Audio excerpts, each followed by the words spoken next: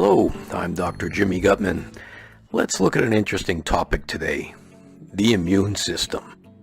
What is the immune system? Well, there's so many definitions, but let's look at a real simple one.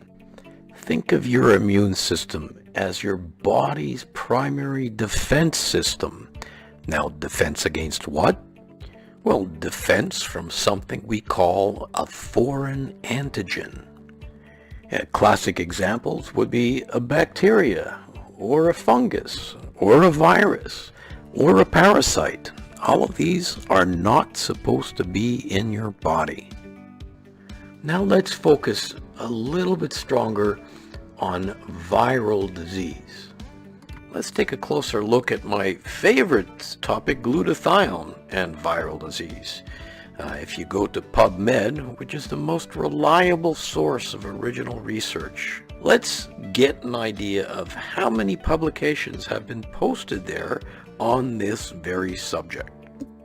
If you enter the key terms glutathione and virus into the search engine, you're going to get back somewhere around 3,500 different articles. And of course, it's important to know how many of these have looked at humans. If you add the filter human to that, you're coming up with almost 2,000 articles on this topic. That's a lot of research. So how does this all work? Well, let me give you a little course on the immune system. And for all the doctors out there, please forgive me. We're going to do this in 90 seconds. You ready? So today's subject is going to be me. You all know how I love to visit with you and be out there with you. And I'm hugging you and I'm shaking hands with you. And once in a while, someone is going to leave a little glob of viral particles on my finger. You see it there, that green thing at the end of the arrow. So now I'm carrying this virus. It's on my finger. And a little later on, I forget about hygiene and I rub my eye. This gives a viral particle the opportunity to get into my bloodstream. And almost immediately, you see that viral particle being surrounded by white blood cells. These are our frontline soldiers of the immune system, and they're going to try to destroy that viral particle. But in a short period of time, there might be hundreds or thousands, and after a while even millions of these viral particles. But I only have a certain number of white blood cells. Clearly they're going to be outnumbered. How do I continue the battle? Well, my white blood cells start to make clones of themselves. They multiply over and over and over again, trying to build up their numbers to win. And in their ideal situations, this division can take place 500 times. That's not 500 white blood cells. That's 500 divisions. So you can't even fit a number that large on your calculator. But here's the thing. When glutathione levels begin to fall, this process starts to slow down. And as Dr. Gustavo Bunos so eloquently wrote, the limiting factor for the function and clonal expansion of lymphocytes, our white blood cells, is their availability of glutathione. I like to put it a little bit simpler. Think of glutathione literally as food or fuel for your immune system. Bottom line, as glutathione levels fall, so does your immune function. So please, eat well, sleep well, wash your hands regularly, don't touch your face, minimize social habits like kissing and shaking hands, and finally, pay attention to your glutathione levels. I hope you've enjoyed this little explanation of the immune system, glutathione, and better still, I hope you picked up a couple of those tips on how to keep yourself healthy and avoid infections during these upcoming years. Looking forward to seeing you again soon.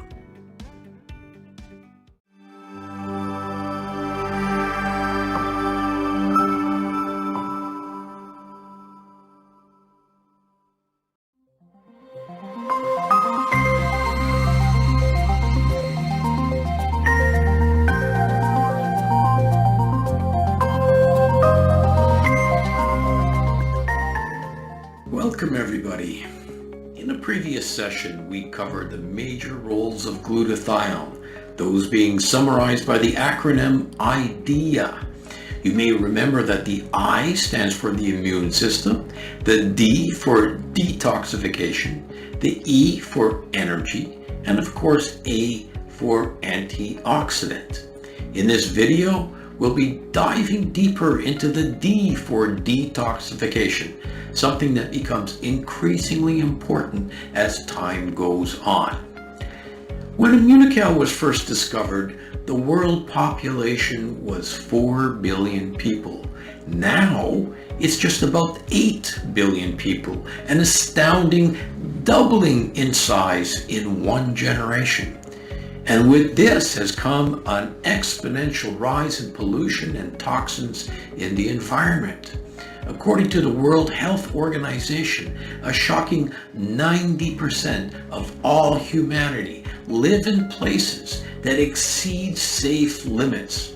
And air pollution represents the 4th largest threat to human life. More than cancer, more than drug abuse, more than automobile accidents, and more than war. Now, how does our body deal with this? We're adaptable creatures, but even Mother Nature has its limits to abuse. We have built-in mechanisms to attempt to rid ourselves of toxins.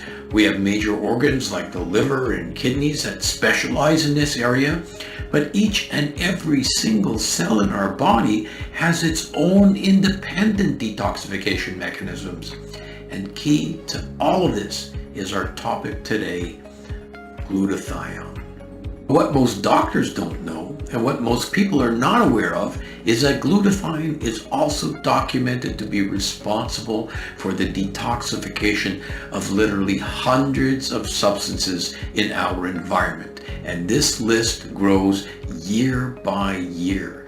The air that we breathe, the food that we eat, the water that we drink. Let's just look at a short list of what we depend on glutathione for their detoxification.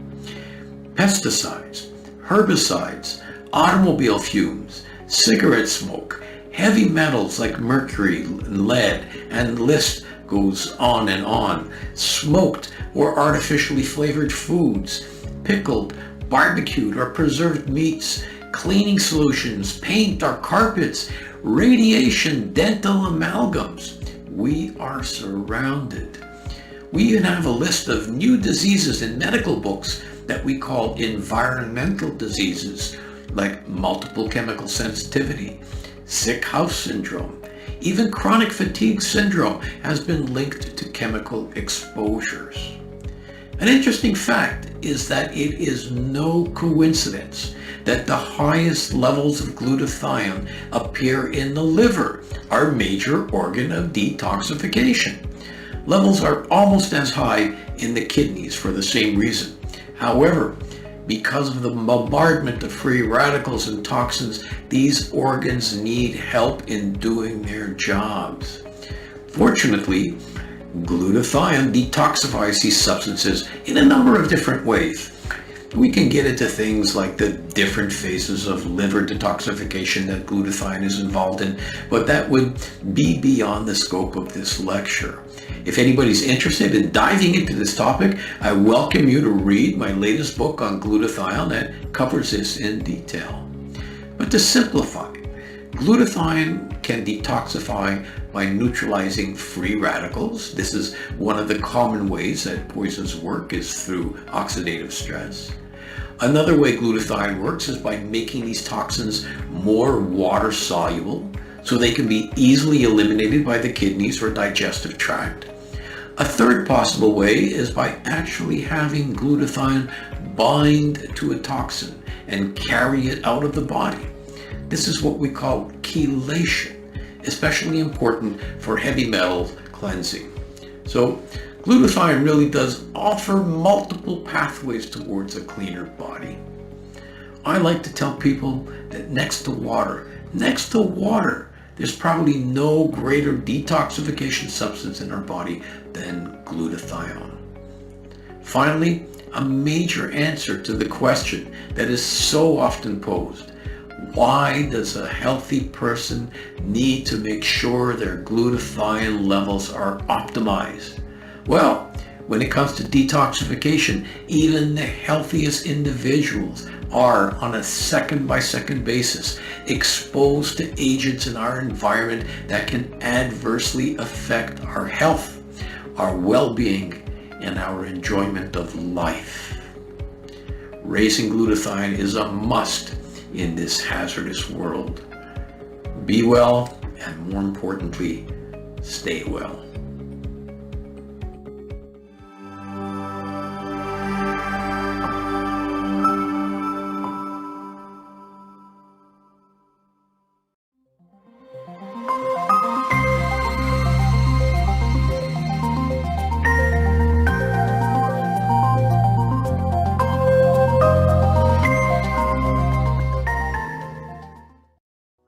Welcome everybody. In previous sessions, we've covered the major roles of glutathione, those being summarized by the acronym IDEA. Just to remind you, the I stands for the immune system, the D for detoxification, the E for energy, and of course A for antioxidant. In this video, let's take a much closer look at something precious to all of us, E for energy, and how glutathione is so critical to keep us going strong throughout the day. If you want to get more into the topic, feel free to read the chapter on glutathione and energy in my latest book. There are so many ways in which glutathione gives you energy, from simply improving your health to more complex explanations on a tissue level like muscle strength, to a cellular level like the elimination of toxins, and even right down to a molecular level where things like a single atom or electron are considered. Now, who hasn't felt tired for no reason, or didn't wish to have more energy to get through the day or even the next hour? How many people have actually visited their doctor for a medical consultation and been told, "We can't find anything wrong with you," or "You must just be getting older," or better still, "It's all in your head"? All of these at times may be true, but as science and research has taught us over the past little while, we absolutely need to consider glutathione as part of the process. There's so many clinical studies that have shown that glutathione levels are correlated with improved physical performance, with improved mental performance, even with better sleep. But we're going to go much deeper into the actual mechanisms today by which our body, our very cells, derive their energy. So a little biology lesson would be appropriate here. A body is made up of specialized parts like skin, bones, lungs, liver. Each of these components are constructed of unique tissue, and each of these tissues are made up of specialized cells. So a cell is a basic building block of your body. But this begs the question, what makes up a cell? Well, each cell itself has its own unique parts. Some for storing genetic information like the nucleus of a cell, some geared to manufacture proteins like our ribosomes. So is there a cellular machine devised to produce energy? In fact, there is. It's called a mitochondria. Of course, although our mitochondria play a number of different roles, think of these mitochondria like little batteries which are needed to provide power to the cell in which it lives. Cells that sit around not doing much, like a fat cell, have very few mitochondria. Liver cells, which are actively metabolizing biochemicals 24/7, can have thousands of mitochondria because they require more energy. Without getting into a complicated discussion of biochemistry, let's look at a few basic truths about energy production. Whether it's a nuclear station or a campfire, energy production always results in two consequences. Number one, heat, and number two, waste products. Consider a gasoline engine. It requires water cooling or the engine will eventually overheat, and it requires an exhaust to carry away the burnt fuel. Our mitochondria are not dramatically different. As they produce energy for our cells, they too produce excess heat and waste products in the form of free radicals. Just to remind you, a free radical is what causes oxidative stress, and we've learned in the past that the major substance in our body that fights oxidative stress is our good friend glutathione.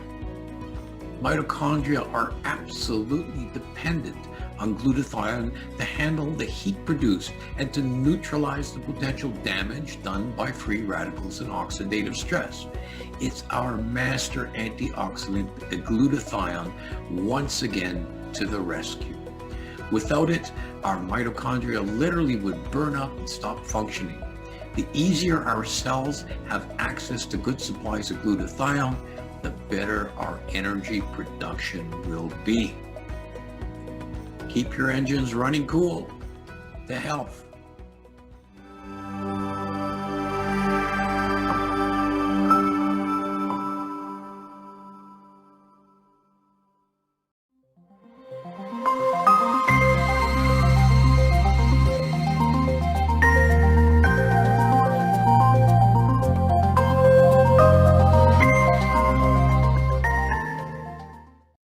Antioxidant, a word that may have been unusual 30 years ago, but now has made it into our everyday language. In fact, a whole new field of research in medicine has evolved around antioxidants, and it's called free radical biology. This science has described hundreds of health conditions that depend on antioxidants for their protection. And to date, somewhere between 2,000 and 4,000 antioxidant compounds have been identified. So we're not going to spend a lot of time right now explaining the details of how antioxidants work, but let's start off by saying that antioxidants work against oxidation. Antioxidant. So in order to know what an antioxidant does, we need to know what an oxidant or oxidation is.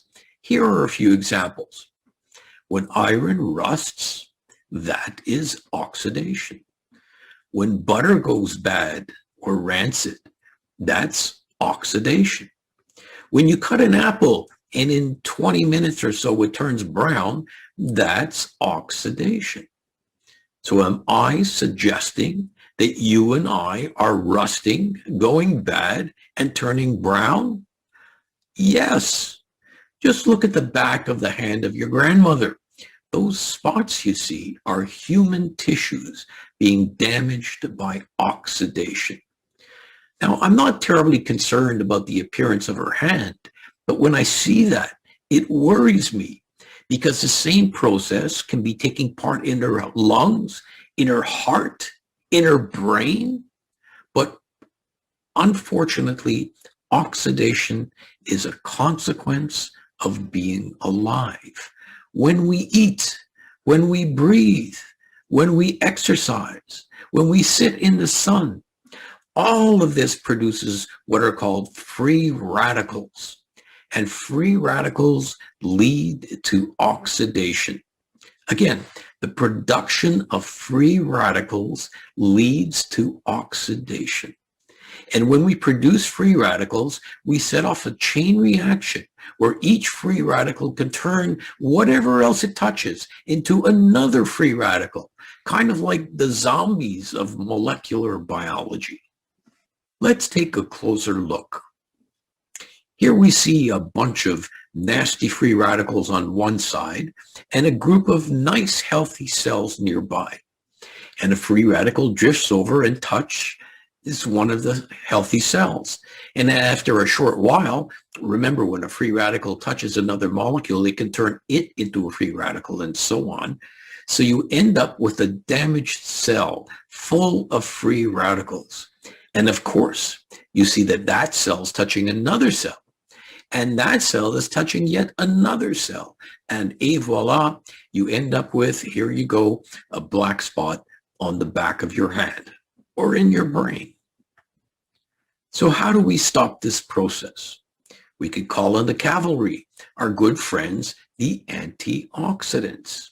And here we show the original antioxidant most of us have heard of, vitamin C, looking suspiciously like a Pac-Man, and you'll see why in a moment. So here's the vitamin C, and the vitamin C will go ahead and grab onto that free radical and try to neutralize it. Well, that's great. The problem is that although it's neutralized the free radical, it's also neutralized itself. You see, its mouth is full and it can't do anything else. So at this point in time, if nothing else happens, we will just expel this free radical antioxidant complex. And what evidence do we have that we get rid of this? Well, have you ever looked at the color of your urine after you've taken a vitamin C pill? That's what you're seeing. You're peeing out your vitamin C free radical complex. And if this process stopped here, we would have to be eating fruits and vegetables all day long to keep on top of clearing out our free radicals. Well, there's something else going on that allows us not to continually have to keep eating tons of antioxidants. Now, up to this point, many people watching this will probably know this, but I'm going to show you something now that will be new to most people. Watch this. The vitamin C can find a glutathione molecule or a complex of glutathione molecules, and watch what happens. It hands the free radical off to the glutathione system. And there you go. It's liberated to continue to do more work. So it picks up another free radical and the process can continue over and over again. And what's happening is that glutathione is recharging, re-energizing, it's recycling that vitamin C molecule. So we get many, many more miles out of it. So here's the thing, it's not just vitamin C that it does this to. Every single antioxidant known to man, and as we mentioned, there's between 2,000 and 4,000 different ones, do the same thing. They unload their free radicals to glutathione. And this is the primary reason that we call glutathione the master antioxidant. Because all the other known antioxidants cannot work with the presence of glutathione. Glutathione is the spring in the clockwork that drives all of our antioxidant processes. But that's not all. It may be enough to make you want to go out and raise your glutathione levels because all of your fruits and vegetables and supplements will work better. But there are other reasons to call glutathione the master antioxidant. When you think of antioxidants, what comes to mind? Well, certainly vitamin C and vitamin E, but there's so many others. Just visit your local pharmacy or health food store, visit Costco, and you'll find shelves of different antioxidants. What sets these apart from glutathione is that all of them come from what you eat. If you don't eat vitamin C, if you don't eat vitamin E, your body does not make them. They don't appear naturally. Guess what the major naturally occurrent antioxidant in your body is? The one made by each cell. Of course, glutathione. In fact, all known living creatures must produce their own glutathione in order to exist. Plants, animals, birds, you name it. Here's another reason why glutathione is called the master antioxidant. It's a little bit more technical, but absolutely fascinating. When other antioxidants neutralize a free radical, they themselves become a free radical. Glutathione is the only antioxidant that does not become a free radical after it performs its job. I bet most of you didn't know that. I'll put together another video showing how this actually happens, so stay tuned. So let's just summarize. Number one, all antioxidants depend on glutathione for their normal function. This is the primary reason why it's called the master antioxidant. Number two, it's the antioxidant your body actually makes itself. Other antioxidants like C and E must be eaten to be in your body. Number three, it's the only antioxidant that does not turn into a free radical after it's spent. So please, please take advantage of this information. Do your mind and your body a big favor. Raise your master antioxidant glutathione and feel the difference. The health.